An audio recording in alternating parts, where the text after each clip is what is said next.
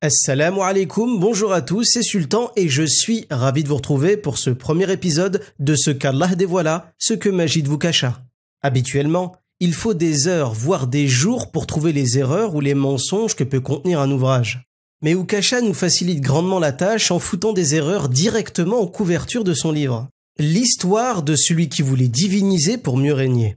C'est en ces termes, et sans le nommer directement, que Majid Ukasha présente le messager d'Allah Muhammad, que la paix soit sur lui.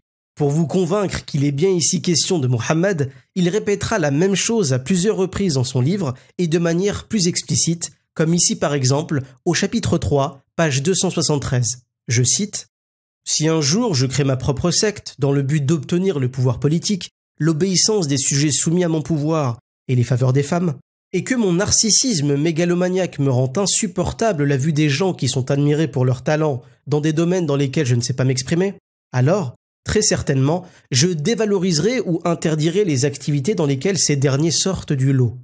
Concrètement, je n'exclus pas l'idée que Muhammad diabolise les pratiques du jeu d'échecs et du dessin à cause du fait que, bien malgré lui, il n'ait jamais su gagner la moindre partie d'échecs ni dessiner convenablement un quelconque être vivant. En d'autres termes, le prophète interdit le dessin parce qu'il est jaloux, il ne sait pas dessiner, il est frustré, les échecs c'est trop compliqué. Plus sérieusement, cette note qui, à elle seule, démontre l'incompétence de son auteur à produire une critique objective, fait référence à la proscription du dessin selon certaines traditions prophétiques. Majid Ukasha peint un tableau très précis de Muhammad, que la paix soit sur lui. Selon lui, son statut de messager de Dieu n'aurait qu'une seule motivation, l'ambition personnelle. Le décrivant comme créateur de secte ayant pour but d'obtenir le pouvoir politique, désirant l'obéissance de ses sujets et leur soumission, et pour finir, convoitant les faveurs des femmes.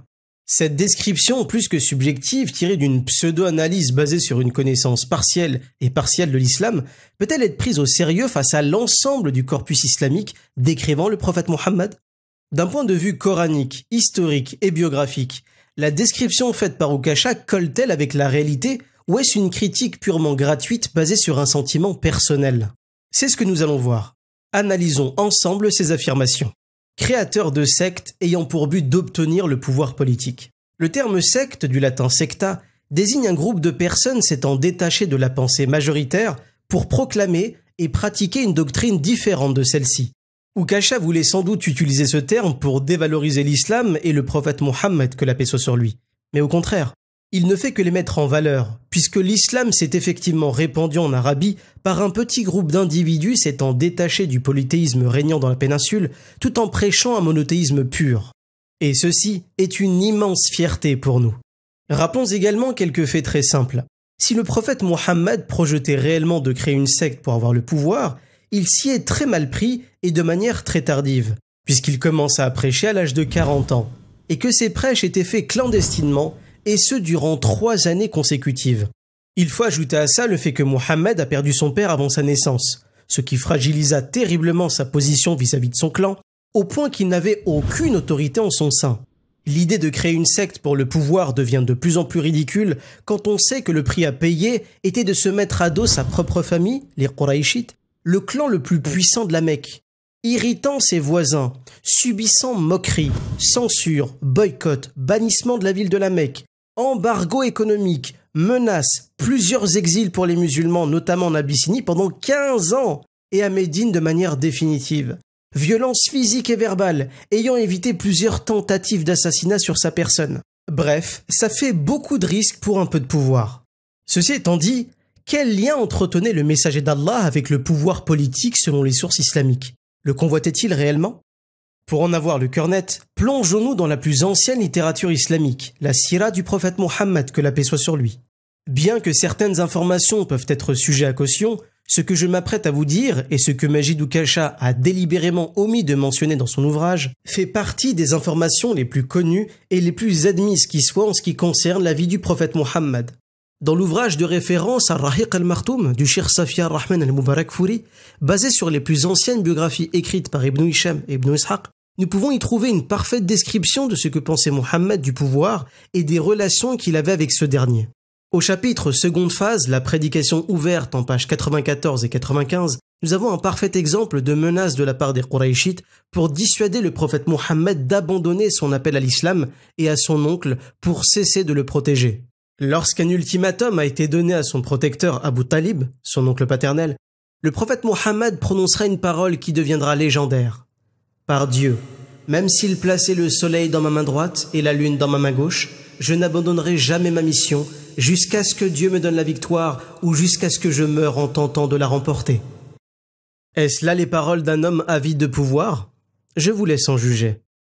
Quelques pages plus loin, les événements vont prendre une toute autre tournure. Les Qurayshites, comprenant que les menaces et la violence n'auraient aucun effet sur la détermination des musulmans à proclamer l'islam, ils tentèrent d'acheter le messager de Dieu. Pour ça, ils envoyèrent Utba ibn Rabi'a, qui était l'un des chefs de clan de Quraysh. Cet homme avait une seule et unique mission, donner au prophète Mohammed tout ce dont il désirait, à condition qu'il abandonne la mission que Dieu lui avait confiée, à savoir proclamer un Dieu unique pour toute l'humanité. Utba ibn Rabi'a parla en ces termes. « Ô fils de mon frère, si tu as fait tout cela pour la richesse, nous te donnerons de nos biens jusqu'à ce que tu deviennes le plus riche d'entre nous. Si c'est les honneurs que tu désires, nous ferons de toi notre chef, et aucune décision ne se prendra sans ton accord. Si tu veux devenir roi, nous te prendrons pour roi. Et si tu es possédé par un djinn malfaisant, dont tu ne peux secouer le joug, alors nous ferons venir un guérisseur que nous paierons largement, et tu seras guéri. » Selon Kasha, le prophète Mohammed aurait donc sauté sur l'occasion, n'est-ce pas? Eh bien non, pas du tout. Le prophète Mohammed répondit à Utba avec une récitation du Saint-Coran. Ha-Mim. C'est une révélation de Dieu, le tout clément, le tout compatissant. C'est un livre dont les versets ont été détaillés, un Coran en arabe pour les êtres doués d'entendement, qui annonce la bonne nouvelle et met en garde contre le châtiment. Mais la plupart d'entre eux s'en détournent et refusent de l'entendre. Ils disent « Nos cœurs sont voilés à ce à quoi tu nous invites et nos oreilles sont bouchées. Entre toi et nous se dresse un obstacle. Agis donc comme tu l'entends et nous agirons à notre manière. » Ayant écouté attentivement ces quelques versets, Utba, qui était venu pour dissuader Mohammed, finit par se prosterner avec lui à la fin de cette récitation. Et le prophète Mohammed, que la paix soit sur lui, conclut par ces mots. « Eh bien, Abu al-Walid, ma réponse est ce que tu viens d'entendre. Maintenant, fais ce que bon te semble. » Après ça, Utba retourna près des Qurayshites, en changeant radicalement de discours, dissuadant même son clan d'entraver la mission du messager de Dieu. Dans ce même ouvrage, en page 70, nous pouvons lire une courte description de Mohammed faite par sa première épouse Khadija radiyallahu anha. Je cite « Il soutient le faible, donne aux pauvres, accueille généreusement ses hôtes et aide ceux qui sont dans la difficulté. Est-ce le profil psychologique d'un homme convoitant le pouvoir? Permettez-moi d'en douter. » Il était de notoriété publique qu'à la Mecque, tout le monde surnommait le prophète Mohammed Al-Amin, le digne de confiance, y compris ses ennemis. Une célèbre histoire décrit la manière dont le prophète Mohammed exerçait sa sagesse au quotidien. Après la rénovation des murs de la Kaaba, les plus puissantes tribus de la Mecque se disputèrent pour savoir quel clan allait avoir l'honneur de remettre la pierre noire dans le temple. Mohammed avait été choisi pour arbitrer et trancher le différend qui opposait les chefs de clan. Il eut une idée brillante. Il prit un manteau qu'il plaça à terre. Il y déposa la pierre noire et demanda à tous les chefs de clan de soulever la pierre en tenant chacun un morceau du manteau. Ainsi, tous les chefs de clan placèrent en même temps la pierre noire et personne ne se sentit lésé. William Montgomery Watt lui-même, célèbre professeur d'études arabes et islamiques à l'université d'Édimbourg et auteur de Mohammed at Mecca, qualifiait le prophète Mohammed en ces termes. Un prophète avec une autorité ne reposant pas sur le sang, mais sur la religion, étant capable de se tenir au-dessus des groupes rivaux et de tenir le rôle d'arbitre. Mais bon, que valent les paroles d'un universitaire reconnu mondialement pour son travail, étant l'auteur de plus de 30 ouvrages sur l'islam, face à Majidou Kasha, ancien employé dans le marketing.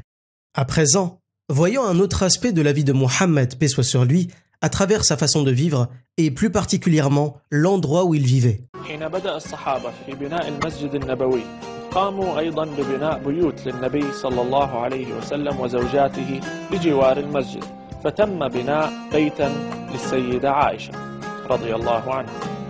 بيوت النبي صلى الله عليه وسلم بعضها من جريد مطين بالطين وسقفها من جريد وبعضها من حجارة مرضومة بعضها فوق بعض، وسقفها من جريد أيضا.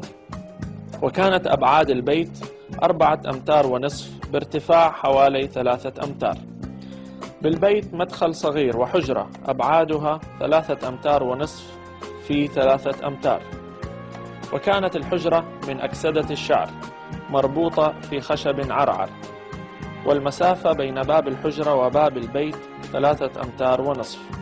ذكر البرزنجي أن بيت السيدة عائشة رضي الله عنها كان له بابان، باب غربي يفتح على المسجد من الناحية الغربية ويلاصق الباب الغربي لكل حجرة بالمسجد، وباب شرقي يفتح في الممر الذي بين الحجرات، وكان من عرعر أو ساج.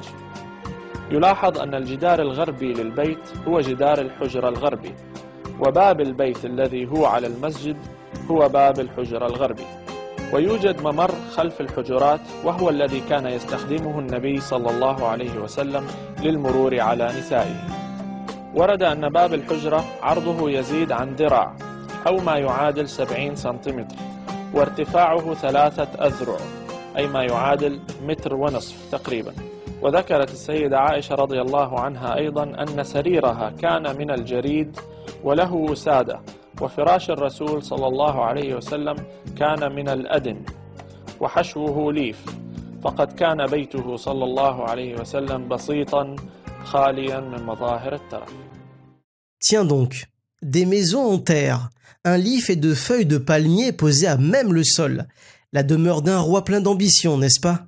Certains pourraient croire que c'est une façon de vivre que le prophète avait adoptée avant la révélation.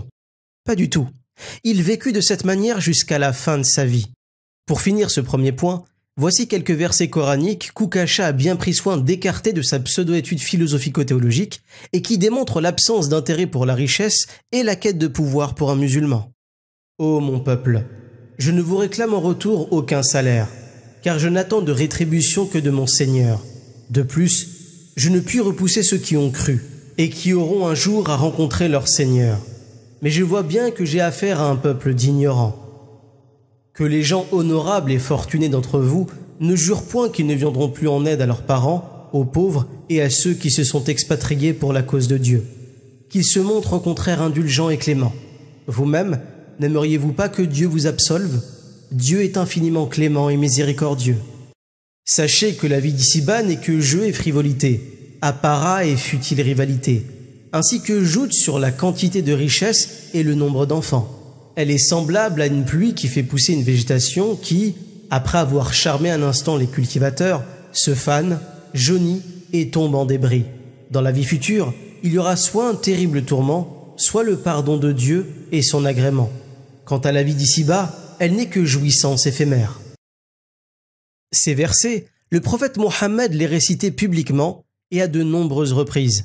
Comment une personne ambitionnant le pouvoir de cette vie éphémère clamerait en même temps que c'est une quête vaine et trompeuse? Récapitulons ce premier point si vous le voulez bien. Le prophète Mohammed est né orphelin et donc sans pouvoir.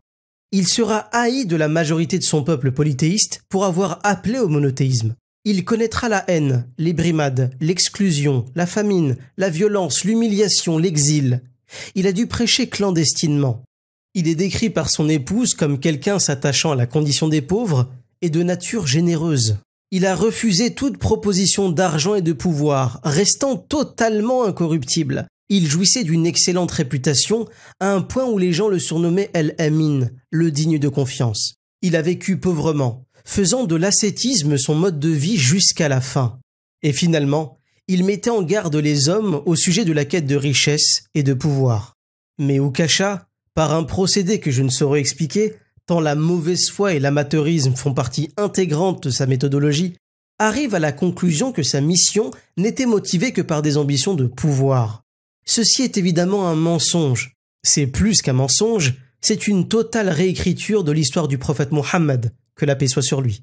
Passons maintenant à l'affirmation suivante. Désirant l'obéissance de ses sujets et leur soumission.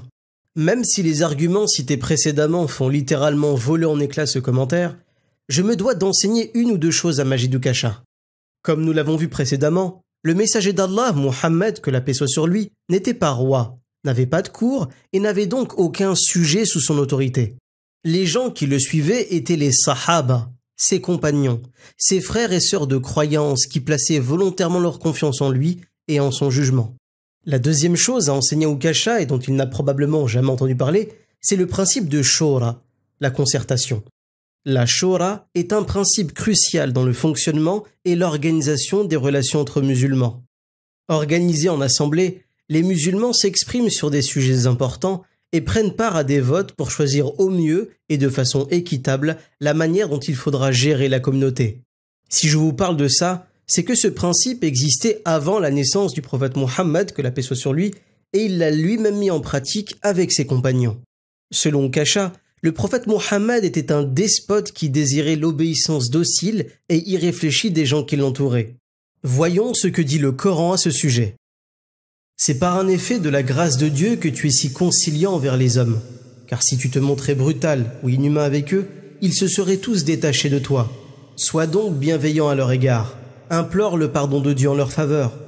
Consulte-les quand il s'agit de prendre une décision. Mais une fois la décision prise, place ta confiance en Dieu, car Dieu aime ceux qui mettent en lui leur confiance. En note de bas de page, nous avons même le contexte lié à ce verset. Je cite: « Avant la bataille d'Uhud, certains musulmans voulurent rester à Médine pour attendre l'ennemi. Les autres voulaient sortir à la rencontre des Qurayshites, en dehors de Médine. Le prophète Mohammed, que la paix soit sur lui, était du premier avis. Lors de la consultation, c'est le deuxième groupe qui fut majoritaire, et la décision de sortir de Médine fut prise. Tiens donc, le prophète Mohammed propose un vote à ses compagnons. Ne partage pas le même avis qu'eux et respecte le choix de la majorité de l'Assemblée. Nous sommes bien loin de l'obéissance docile, vous ne trouvez pas? Le plus navrant, c'est que Majid Ukasha va citer la sourate qui porte le nom de ce principe, Ash-Shura, sourate 42 en page 303, sans même en connaître la signification. Justement, dans la sourate Ash-Shura, sourate 42, verset 38, on peut lire la chose suivante. Ceux qui répondent à l'appel de leur Seigneur observent la salate, se consultent entre eux au sujet de leurs affaires et qui, de ce que nous leur avons donné, font des dépenses en œuvres charitables. Lisons également la note rattachée à ce verset. Se consultent entre eux, ce verset d'où la sourate tire son nom donne le principe de la shura, consultation, concertation, délibération. Consulte-les quand il s'agit de prendre une décision. Tel est l'ordre donné au prophète, que la paix soit sur lui, voir sourate 3 verset 159, que nous avons cité juste avant, tandis que les croyants sont ici invités à délibérer entre eux de toute affaire. Allah subhanahu wa ta'ala va lui-même définir le statut d'autorité qu'aura le prophète vis-à-vis des êtres humains, ses compagnons et même les polythéistes de son époque. Sourate 88, versets 21 à 22. Rappelle-leur tout cela, car ton rôle se limite à leur rappeler, et tu n'as sur eux aucune autorité. Un mensonge de la part d'Ukasha, une omission, ou simplement de l'ignorance. Avec lui, tout est possible. En ce qui concerne son allusion en faveur des femmes, ça va être vite réglé. On ne sait ni de qui, ni de quoi il parle. Voilà, c'est tout pour ce premier épisode de ce qu'Allah dévoila, ce que Majid vous cacha. N'hésitez pas à partager et à liker. Sur ce, à très bientôt, Inch'Allah. Assalamu alaikum wa rahmatullahi wa barakatuh.